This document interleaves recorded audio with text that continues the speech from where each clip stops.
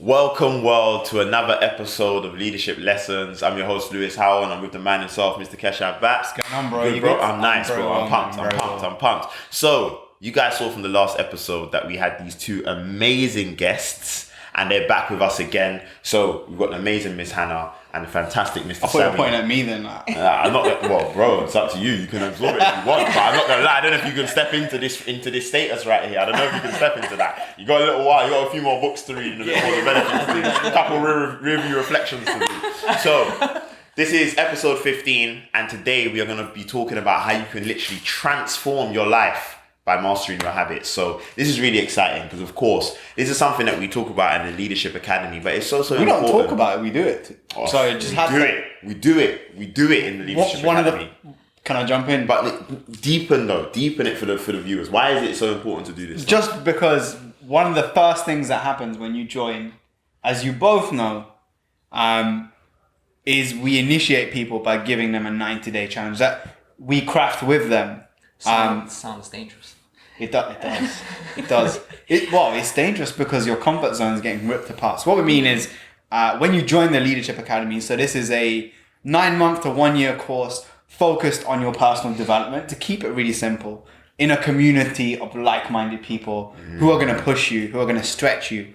And we wanted to talk about some of the lessons there because people have gone from procrastinator to serial habit master and life general, and all kinds of different things. And we thought, who better to talk about those things than you guys? So we had 2 questions for both of you, and I think you will have interesting perspectives. What has helped in either yourselves or other people in the academy doing it successfully or completely failing? Like, what have you seen? What are the lessons, the do's and don'ts of how do you turn your life around in 90 days? How possible is it? So I wanted to go straight into that because if you don't mind me kind of picking on you a little bit, but also just, sharing openly with your 90-day challenge, you kind of restarted it and tweaked it and changed it. So like, what didn't work for you? Yeah. Because often we don't talk about those things. Yeah. And what is working for you now? Yeah, it was that feeling of I needed to be perfect. I needed all of those 90 days, tick, tick, tick, tick, tick. All the habits need to be done. And that is the mentality I went in with. And then when I hit my first thing in the road and it's like, no, you haven't done it that day, I was like, oh, disengaged.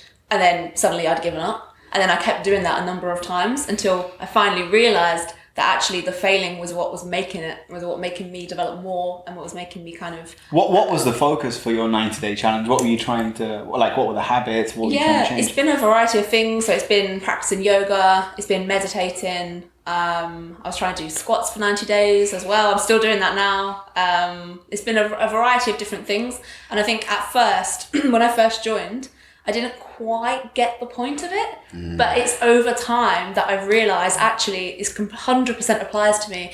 Just by doing this one thing that seems really small, it actually has a huge impact on other areas of my life that I just didn't see coming at all. And at first I thought it was a bit trivial, but then I realised that it totally wasn't, and it's such a powerful thing, and it gives you a lot of control for bigger goals. A really important point, because there is a reason why we crafted, and when I say we, I don't mean me and Lewis and the rest of the team. I mean people who are already being part of the group and have seen what's worked for other people and also themselves, and then said, you know what, I think when people join, they should have this. So there's an element there of, 1, you have to trust the process, and 2, knowing, what not to do in terms of too many things, making your habits too complicated.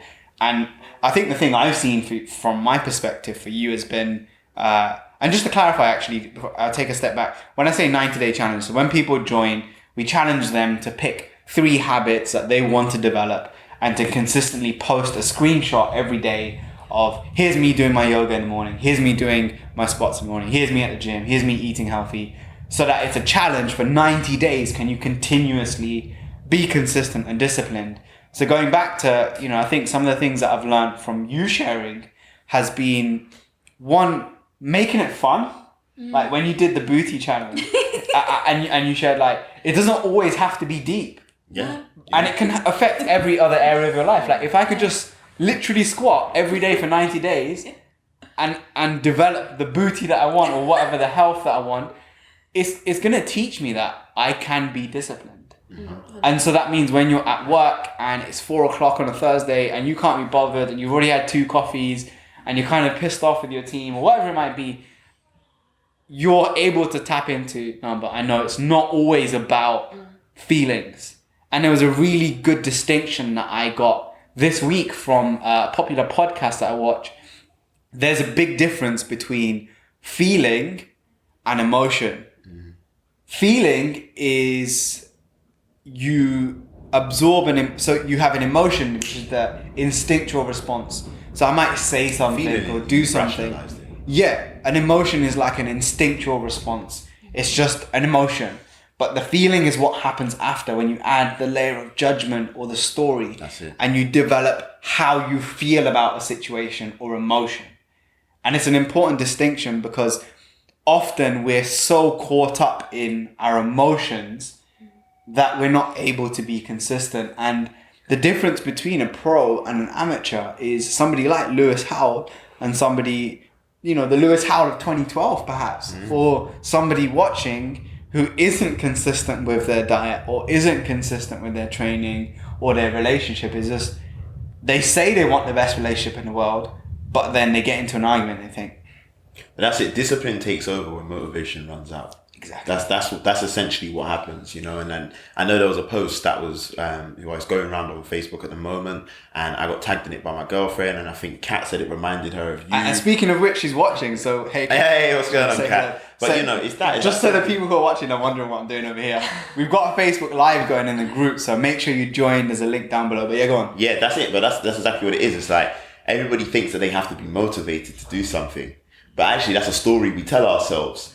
Because what really happens is you don't struggle to get up at 6 a.m. every day if you've just been getting up at 6 a.m. every day, because your body will wake you up and you will just click into gear and know what to do. Do you know what I mean? And I think this is so topical because I'm actually for the second time reading The Power of Habit, which is one of our giveaways for today. So for you guys, please drop us a comment. Let us know some of the habits that you have developed and actually been able to maintain. And if not, what are some of the habits that you think you need to develop? The best comment you're going to get, we do multiple giveaways. I know I can speak for myself. I'm going to be sending someone a copy of The Power of Habit, which whilst I go and get it out of my bag, just to show you guys so you know I'm not playing, I'm going to be sending someone a copy of The Power of Habit. What are you guys thinking? What are you doing for the top comment? I'll tell you what, I'll send you, for the top comment, I'll send you my favorite book of this year and last year. So that's a combination of about 70 books. I'll send you my favorite. I'm not going to tell you which one. I want to keep it a surprise. But make sure you comment down below and you're the top comment. So I'll raise him with his Power of Habit.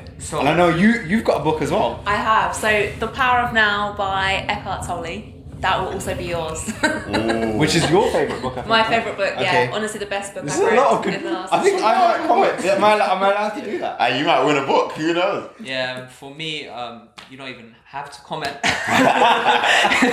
You can just go on createyourweek.com and get my free book. And yeah. Amazing. But yeah, now I'm going to have to speak about a couple of things that's in this still because, we're on the right topic today. But yeah, essentially that's what it is. Discipline will kick in and you will go into that automatic mode of this is just what I do. This has become who I am, as opposed to having to think about it, because often it's the point where you guys are talking about Mel Robbins really quickly earlier, but that 5 thing, the thing of like, as soon as you start thinking, you can overthink. And that's the issue. So anyway, we didn't get a chance to pass it on to Sammy as well in terms of like what's worked for you or what you've seen work. Sure. So I would say it's probably a good to start with the biggest mistake I've made or I've seen other people make too. I think the best thing to do is just to keep it simple. So for me, what really helped was to first understand what are the different areas of my life, right? And I kind of put it down to there's the emotional side to my life, how I feel emotionally. There's the mental side, it's my brain performing well. There's the physical side, and then there's the spiritual side. So if I had to kind of give a metaphor, it's kind of like 4 legs, right? And if any of those legs is a bit wobbly, then the chair just ends up falling off. Yeah. So whatever you end up doing isn't as sturdy.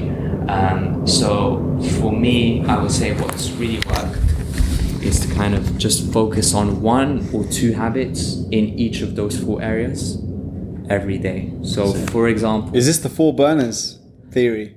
I don't know. Okay, sorry, yeah, just... But so, for instance, if you want to work on your spiritual life, maybe your habit is to meditate for just 5 minutes. And I say 5 minutes because anyone can do 5 minutes, and anyone can be consistent with meditating 5 minutes for a week. And then obviously after that, you can gauge whether you want to continue it or whether you want to adjust it to something else. For your physical life, you could just stretch for 10 minutes. For your emotional life, you could write a short diary for 10 minutes. And for your physical life, did I say physical, Yeah, you did. emotional, mental, you could play a small brain exercise, a little game online for a couple minutes. If you just do that for those 4 areas of your life, day after day, you'll notice you'll bring a different quality to your life, and whatever you end up doing in your career. And I think a lot of people focus on those kind of professional goals, those professional habits, those career goals and stuff. But whatever you end up doing there will end up being magnified because you've worked on those 4 pillars or that foundation of who you are. And I wanna go into, we normally do thanks for the cut, but I'm gonna do a thanks for the honey. Thanks for the honey. Yeah, thanks for the honey. We've only ever done this once, and so this is gonna be the second time that anyone who's been a dedicated viewer will remember this. But before I do, And for the dedicated viewer, which episode was it that we last did it?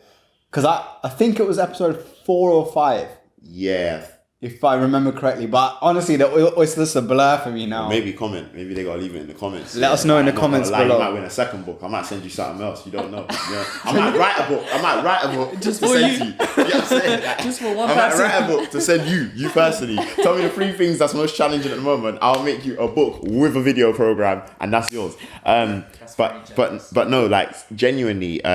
Before I go into the thanks for the honey, only because you mentioned the brain teaser, I want to share it. But I think you're right. I think that quite often we focus on the things that we believe are going to give us the most tangible outcomes, and that's why we focus on career, or we focus on like, well, I want to make this much money, or I want to get this promotion. But actually everything else sets you up. So, me and Kesh talk about it all the time.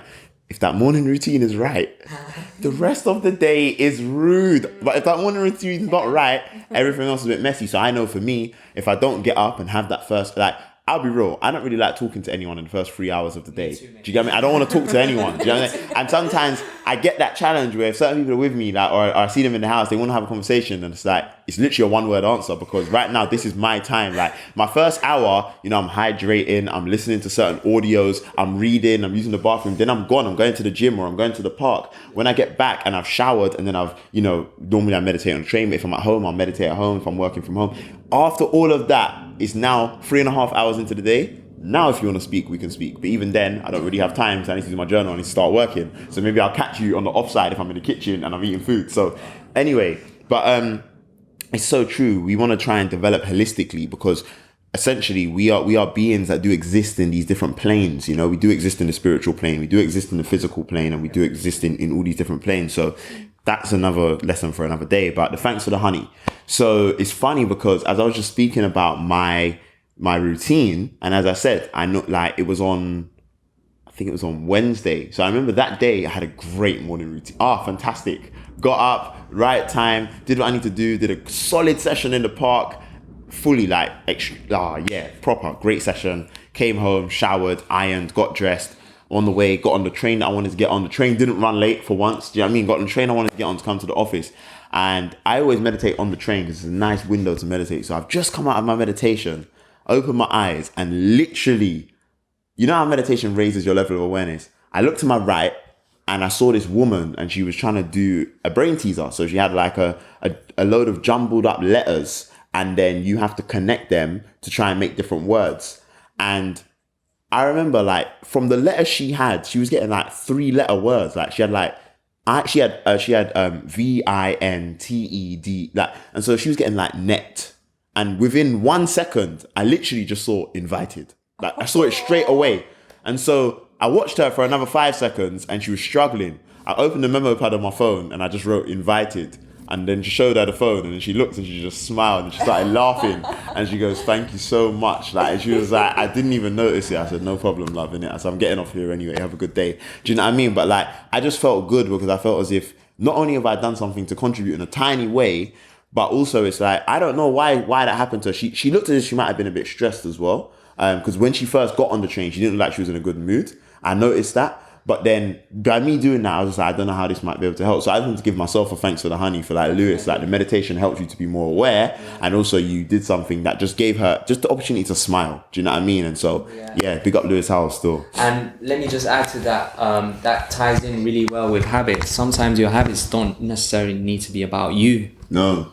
You know, you could have a daily habit of, you know, offering something kind to someone, whether it's a gesture or a sentence or anything. Yeah. Yeah, when you look at the habits that Keshav's developed, and guys, we're going to be going on to diet and nutrition, so don't get twisted. We can go there, but the guy's got a calendar invite in all of our calendars for vegan chocolate donut day from a certain market store in King's Cross. Now let's just shout them out. Yeah, all right, Crosstown Donuts. And why? Because he has this habit of, if I'm with my team on a Friday, we're all having a vegan chocolate donut because I want to take care of you, because that's part of his habits, is trying to give. But it's got that deep where it's now in the calendar, and I'm just like, bro, like literally the other day I got a recurring calendar invite. I was like, what is this? Vegan chocolate donut day. I was like, no way. I was like, this guy. Anyway, sorry, go on. No, that's a perfect example. And what's funny with those kind of habits as well is, I imagine after you solved that puzzle for her, you felt better about yourself. I did. For the rest of the day. Yeah. So you both win. Definitely. Because even when I did my journal, because then another part of my habits is I get off that train, when I get on the bus, that's when I do my journal. Yeah. And so when I did my part that said, what are you grateful for? I was like, I was grateful for the fact that I got a seat on the train and therefore was able to have my meditation while sitting down, and then was able to help that woman. That I was grateful for that, because I could have got on the train and there was no seats, but I was grateful for the fact that there was a seat. Do you know what I mean? So there's that. But then I think, you know, I know we don't want to run on too long, but at the same time, a lot of what you guys have spoken about today has been powerful, because we've spoken many times about the fact that when you tackle 1, 2, maybe 3 habits, it spills off into the rest of your life. And, you know, they call those keystone habits. Do you know what I mean? They call those keystone habits because essentially when you tackle that one area, you create structures and you create cultures whereby it's so easy to then sort out the rest of your life. So a lot of people that suffer from maybe chronic overeating, or maybe like, you know, not necessarily being physically active, once they tackle that, they suddenly find that they eat better, they don't smoke, they have better relationships. You know, there's studies that have shown that families who actually try to get the family to eat together every day, the homework results of their children are higher, and different things like that, you know. And just people that make their bed every morning, they say people that make their bed every morning tend to be more productive and tend to be more sociable at work and things like that. And so of course everybody's going to have different results, but that's what these keystone habits do. They allow it to pour into the rest of your life, because essentially what you do is you become aware of the way in which you change a habit, as opposed to just being specific to the one habit. So they say that, you know, you can't erase a habit. Habits can only be replaced. So what you have to do that, though, is you have to identify what is the cue, what is the trigger that causes me to do this habit that might be a bad habit at the moment. Then you replace it with a new routine, but you keep the same reward. So you have to identify what's the feeling that I get at the end that I always like, and what's the thing that causes me to do the habit at the moment. Then you replace it.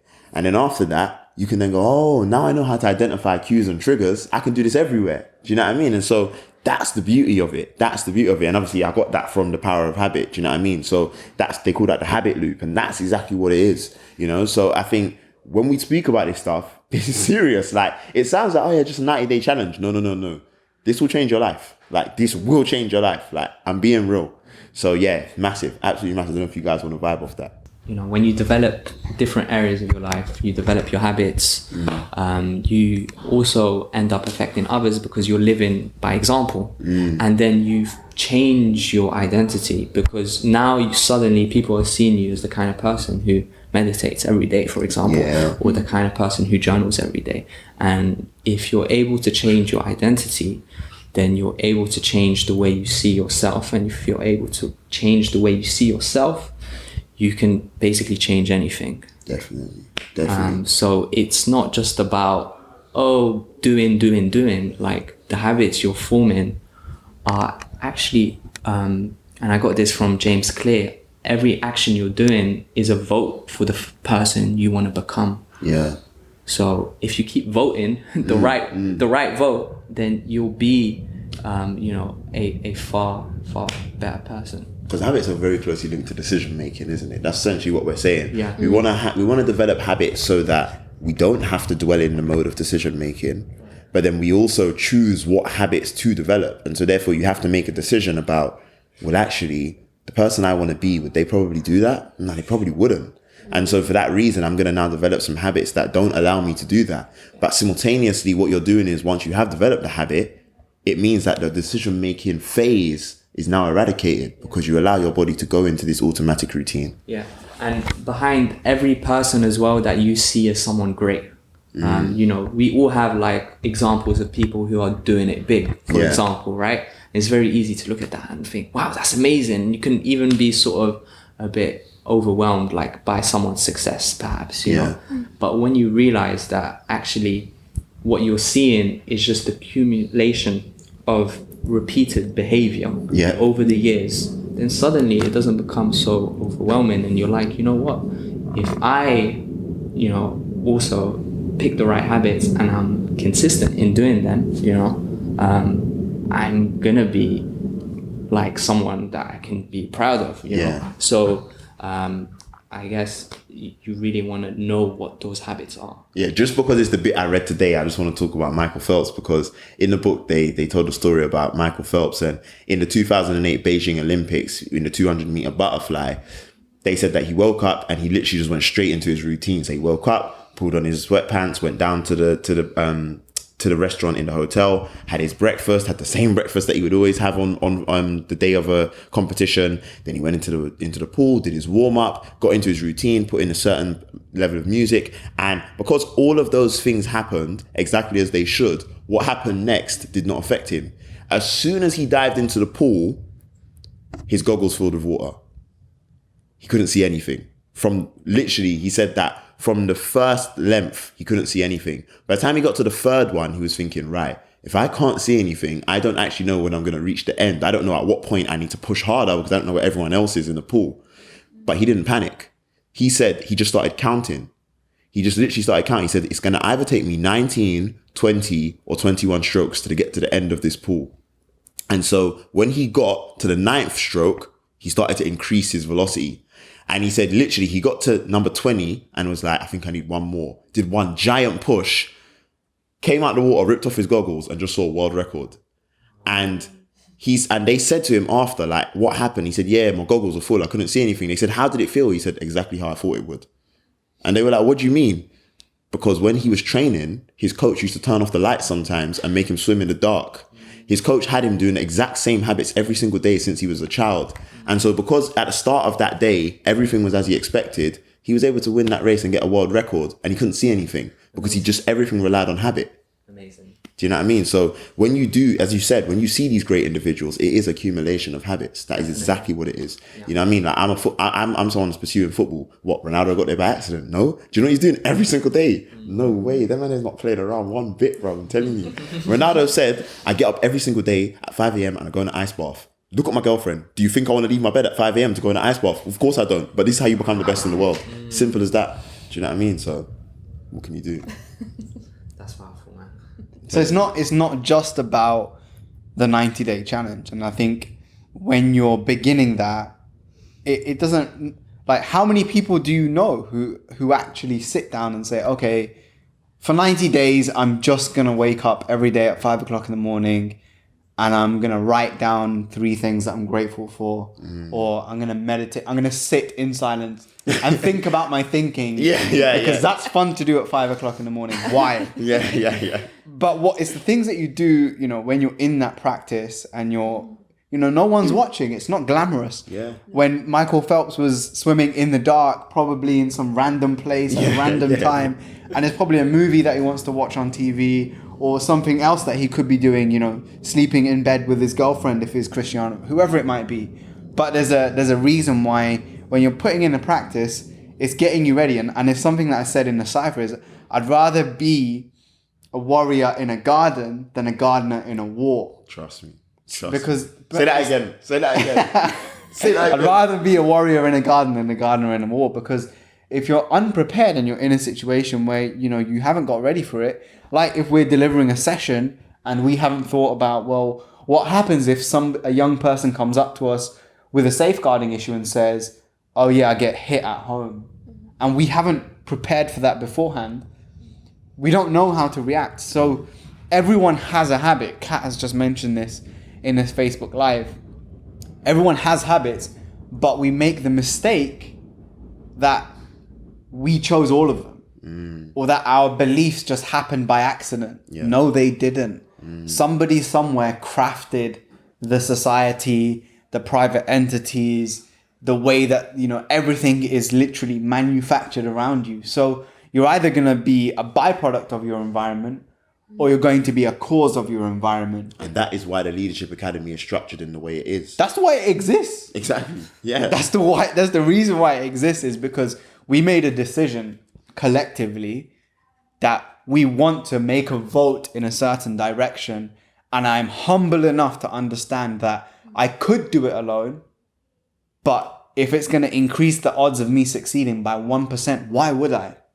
Why would I? Why would I not share with Lewis, with Sammy, with Hannah, with Shirin, with all these different people? Hey, Sammy, like, this is the person I want to be for the next 90 days. He literally emailed me 2 days ago or the day before, just saying, oh, just for accountability, I'm doing this. Yeah. He didn't have to do that, but it's just, he realizes that by me sharing it, I'm putting my integrity on the line. And Keshav might ask me in a month, what you told me you would do it. Like, what happened with that? Yeah. And it just means that you're a bit more dedicated. So it's the same thing that often, like I was saying in the last episode, we harbor and hide our beliefs because we know it's going to be safe. Yeah. So if we mess up, it's like, I wasn't trying to do that anyway. But if I go on my Facebook right now and I say, my challenge is to read 50 books, or my challenge is to squat every day, someone's going to come up to you and say, how's that going? Yeah. And in that moment, your ego might get bruised if you haven't done it. So when it is 5 o'clock in the morning, you're going to be a bit more motivated to wake up. So it's about, what's the guy's name? That BJ Fogg from Stanford University said this, is what motivated people do is they put hot triggers in front of motivated people. So what that means is they're a hot trigger. You're talking about cue, routine, reward. A hot trigger is basically a cue that you have to act on straight away. So every time I touch a door handle, I do 5 push-ups. Yeah. And what motivated people like you guys realize is every time I go home, I'm going to hydrate straight away. I'm going to call my girlfriend and tell her what I love about her that day. I'm going to share what happened that day. Is they realize that your emotions are going to fluctuate, but your goal, it's not. No, it's not. Like, your vote has to be consistent. So you predetermine that. And we both talk about this a lot. We know when we get to about 5 o'clock, we're very energetic people. We're like have infectious energy, but something happens to us at 5 o'clock.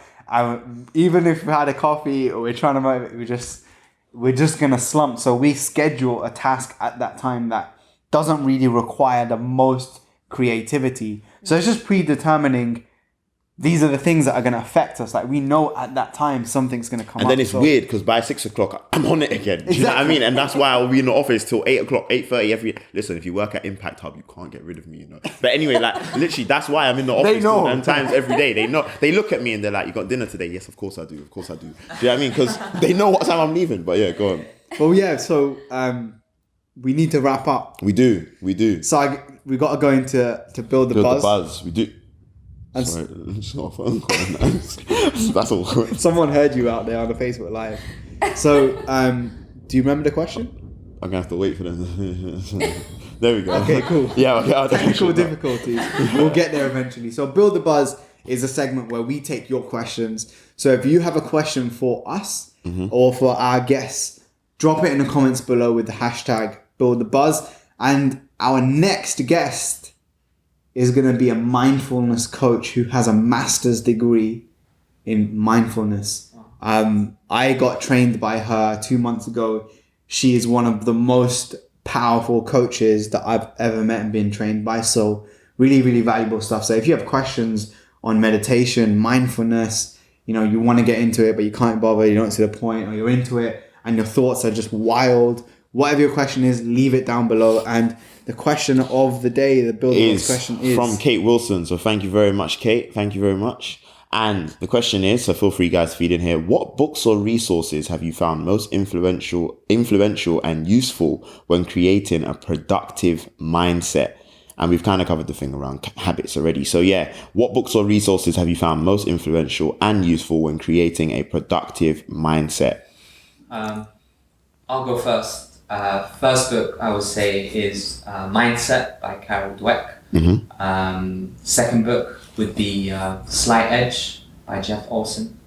And third book would be The Subtle Art of Not Giving a Fuck by Mark Manson. And sick book. All these books really, so I'll start actually just by giving an example on each one. So the one on mindset really changes your perspective on how things can change all the time with your the way you behave, the way you think about things, and the belief that you are this way and that you cannot change is what prevents you from changing, and not anything else. But it goes really deep. So that would be the first one. Second one, Jeff Olson by Slight Edge by Jeff Olson, is about habits. You mentioned The Power of Habit, which I haven't read, but I'm curious now. But it goes into kind of like what we were talking about previously in regards to kind of someone who is quote unquote successful and understanding what took them there. And the Slight Edge essentially goes into detail about how the smallest things can create the biggest impact, and uses numerous case studies to demonstrate that. And then The Subtle Art of Not Giving a Fuck is just kind of sort of about looking at the way you're thinking a bit differently, and kind of questioning your beliefs, and looking at your range of emotions, and kind of like saying, you know what, it's not what you think. So yeah, it's just, they're all mind-blowing. And if I had to like pick just 3 books that have made sort of the biggest impact on my mindset and my productivity, like you said in the question, it would be, those 3 would definitely be in the top 5, let's just say. Cool. That third book. Mine would be Daring Greatly by Brené Brown, 100%, because she gives examples from her own life, and she isn't afraid to be vulnerable, and you kind of go on that journey with her, and then you come out at the end being like, yes, I can do this. And she gives you loads of like ways in which you can, or things that different human beings do generally, so that you can look out for it in other people and in yourself. So yeah, definitely recommend that. I'm going to go with an actual tool. I also want to recommend Daring Greatly is like if you're a human being walking around, you just have to read it, because it goes so deep into the psychology of where we are as a species right now, and also how you can use that to benefit yourself and other people, and it just gives you that understanding that allows you not to react so much to different things around you. And Subtle Art of Not Giving a Fuck, I think the most important thing I got from that was allocating the fucks you give. Like, if I only have 10 fucks to give about things, choose carefully. Yeah. And that's one of the problems that we have, is people give too many fucks about things that are not that important. So I think that really, and I'm a person who, cares too much sometimes, and it really helped me to dial that back and realize that, what is important for me to really care about and what isn't, and just being okay with that. So really, really powerful book, and I think I endorse it so much because the writer Mark Manson has read so many of the books for you and then distilled it down, and also the way it's written it's just very straightforward, very easy to understand. So I wanted to endorse that. But for me, one of my friends is creating a tool called the Habit Sheet. If you go to thehabitsheet.com, it's just a very simple system where you can just log. And I know you guys use your own apps. There's so many out there. It's just the one I use. But what you measure, you manage. And it allows me to see, based on what's important to me, how do I rate my day and how productive was I? And just to see at a glance, I know that, I haven't been consistent with my habit of meditating. So it's something that I need to focus a bit more on. What's the latest habit you're experimenting with tracking? I've just brought it back down to the simplest things. For me, at the moment, what I'm just focusing on is productive time, and making sure that, every hour of the day is allocated, but there's a difference between productive time and busy time. Right. So I've been trying to focus more on making sure that I'm, if I'm putting 5 hours in, it's the most productive possible, because I guess my biggest challenge right now, and the people around me who know me well will tell you this, is I've gone from an entrepreneur to now running an organization, and it's a living, breathing being, and I'm still getting to know it. But at the same time, I'm most expected to know it the best. Right. So people come to me with questions that I don't always have the answers for, but I have to have those answers. So it's a complete. I'm literally. I've realized is I've changed jobs into a new job that hasn't been created yet, that I have to create. Right. And if I don't do that well enough, everyone suffers. Sure. So that's why I'll make sure that they get a vegan chocolate donut, just to give me that buffer. But also, making sure that I'm on top of things and I'm managing those things. So for me, the habits have to be simple. And also I've just realized that actually, going away to Cuba, and it not being the holiday that I necessarily thought it was going to be, which is probably how it always goes, is I just appreciated how much, I was saying this to Lewis when I came back, that I'm already at an optimal level. So when I went to a suboptimal level with my habits and my diet and everything else, I realized that I'm already doing the right things, but I'm so used to doing the right things that I'm always looking for the next thing. Whereas now I'm just like, no, I'm doing the right, I don't need anything else. Like, just let me consistently do this, because sometimes you think that you need a new thing or a new gimmick or a new way of doing things, but actually you don't. 100%. You just need to keep doing the same thing for 10 years. Big time. And it just takes that long. So and it's tiny. That's the thing. That's for what me. you're looking for. I'm surprised you didn't say toggle, because this guy loves a thing called toggle, Yeah, toggle's there because, again, it's gamified. I know last week on Wednesday I worked 6 hours of productive time. And so that next Wednesday I'm like, okay, can I do 6 hours in 10? Right. Or can I do that task in half the time? Yeah. It's literally become a game to me, and I really enjoy that aspect to it, but I'm going on too long, so. Yeah, my one, you won't be surprised. My resource is self-journal. Like, it's just... I need to show people. Can you chuck? I think it's in there in my bag. I've got one right there in front of your face as well, like in my bag, like just very clearly there. Spoke about it 4 months like this, to me, I just bought another one, so I think I'm on week 2 of this one. And it's just phenomenal. It's just absolutely phenomenal. First of all, it only focuses on a 13-week period. Quite often when we buy journals, we very clearly look for... I went on a page when I haven't got bare notes. Yeah. Go on a page when I've got bare notes and that. Like, calm and make it look a bit ram and that. Do you get what I'm saying? Like, crack on. Anyway, yeah. No, every page is rammed up. No, every page is ram in terms of the day plan, but I add extra notes and annotations. So just quickly explain, like, what's happening here and here. Really Alright, quickly. cool. So essentially, now we got to go back before that, bro. You got to start from the start. Like, you got to respect the self-journal. Do you get what I'm saying? First of all, it tells you how to use it, and it gives you stories behind why they've done everything, so you can see the research. But you can each hold a piece. yeah. But what you do is you set yourself result goals, and this is what I like. They've improved, so they've taken on board feedback from people like myself probably about how to improve it. So before you set yourself 1 result goal, now you can set yourself 3 for a 3-month period. But essentially, you set yourself a goal for what you want to achieve at the end of that 3-month period, and then you say, okay, cool. Why is that important to you? Like, what does it mean for you to actually achieve that? After that, you then say, well, how will you know you're making progress? So is it that you're going to be at this milestone in the next 1 month, or this milestone in 2 months, whatever? So you can almost create KPIs in some ways. Then, okay, what are the actions and tasks that you're going to do daily or weekly, whatever it is, in order to reach those milestones, and then in order to reach the goal overall? And then at the end of every week, you have a reflection. So as I said, I'm on week 2, so you'll only see week 1's reflection so far, but you have a reflection. So what are the habits that you said you were going to do, and did you maintain them? You give yourself a score out of 10 for the week, your 3 big wins for the week, and then you review and say, where can I improve for the following week? And then day to day, this is what you have. So you have, look at that day's RAM, love that. Anyway, so day to day, you plan your day. So they've purposely done it lightly so that you don't have to stick to their timings. But what they've done is 6 a.m. to 9 p.m. But my day goes past 9. But anyway, so day to day, you would say, okay, you're going to get up at this time. What you're going to do, the whole idea, they call it the zero space concept, where this should be full. There should be no gap like, okay, yeah, well, this, I'm just going to leave this time free. No. Like, even if that time is traveling, put it in. I'm traveling here at this time. So then that way, for me, what I've done, when I know, okay, travel to the hub, I know, okay, I'm going to send this person an email whilst I travel. I'm going to read this book whilst I travel. So I know, or I might listen to something and I'm like, oh, let me write that down. And I knew I wrote that down whilst I was traveling.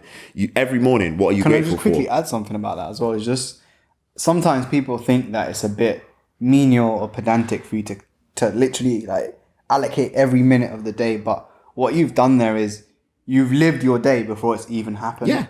So by the time you get there, it's the second time you're going through that. And that just helps you to get more out of each day. The way I like to see it is kind of like you're just creating a mental blueprint. Like it is written in physical form, but really what the magic that's happening is in your mind. So now you know what to foresee. And so you can kind of steer your ship or your vehicle in a more optimal direction as you go through the day, but you're not going to stick to it 100%. Of course. Both me and you know. Yeah, because there's going to be tasks that I know when I didn't do this, I'd have a task that really I should dedicate an hour to, but I'd be like, yeah, just when it's finished, it's finished. Now, even if I dedicate an hour and it takes a bit longer, I'm still stricter. Like, no, big man, you're going over the hour now. Like seriously, finish this task. It's getting like I get angry with myself now. Like, no, finish this task. Like, real talks, because you gave it an hour. Like, this better be finished. There are times where I look over at you at your laptop and you're just like, literally, because he knows. Because in my head, I'm like, no, I need to tick off this right now. I need that dopamine. Don't do that. Like, I need to tick this off right now. But yeah, then you've got things that you're grateful for every morning and night, lessons learned at the end of the day, your wins for the day, and your daily targets and your goals. Do you know what I mean? So for me, I can't go wrong if I'm using this in my head. But what I actually do, which other people don't always know, Kesh obviously has seen, I plan my week on a Sunday. That's just how I do it. So I literally have an Excel spreadsheet, Monday, Tuesday, Wednesday, Thursday, Friday, Saturday, Sunday, and I know every single thing I'm going to do for every single minute of the day before the week starts. And so then literally I just have to go to this every night and take what's on there and put it on here and then live that day. Let me just add something to that. Just because Lewis does that doesn't mean that you need to do it. Doesn't mean you have to. And it doesn't Thank mean you that very much. it's going to be the most optimal way for you. So really course. you want to kind of experiment with every possible avenue when it comes to, I think they should start productivity. giving me like an affiliate commission for this, because the way I promote this journal, Yes, like, I literally made a Snapchat story just about this the other Really? day. Literally, like, no, because they honor their craft. Like, literally, I ordered it, my newest one, on the cheapest shipping. So I was thinking it's going to take like 5 days. Yeah. It came the next day. Wow. How did it come the next? Like, in that means in their head they're thinking his last one might have finished. He needs it. Like I ordered it at 1 o'clock on a Friday. It came at 9 o'clock on the Saturday. On a Saturday. On a Saturday. How do you get literally like the door knocks? I was like, Respect. That's ridiculous. So big up best self co, man. So thank you for the question. I'm just blown away. It's been an incredible episode, I guess. What's the nugget of the day? You've got the nugget, man. Surely. I know you got bars for days. Okay. Man. I'm Okay. telling you. Okay. We gotta go quiet on that. We gotta go quiet on that. I'm just going to leave it at this. Wealth grows where men exert energy. The difference that we see exists only at the periphery. So it's at the center of every human being that you will find unity. This was episode 15 of Leadership Lessons. Thank you so much for being a part of it. Thank you, guys. Leave your comments down below and we'll see you next time. Peace.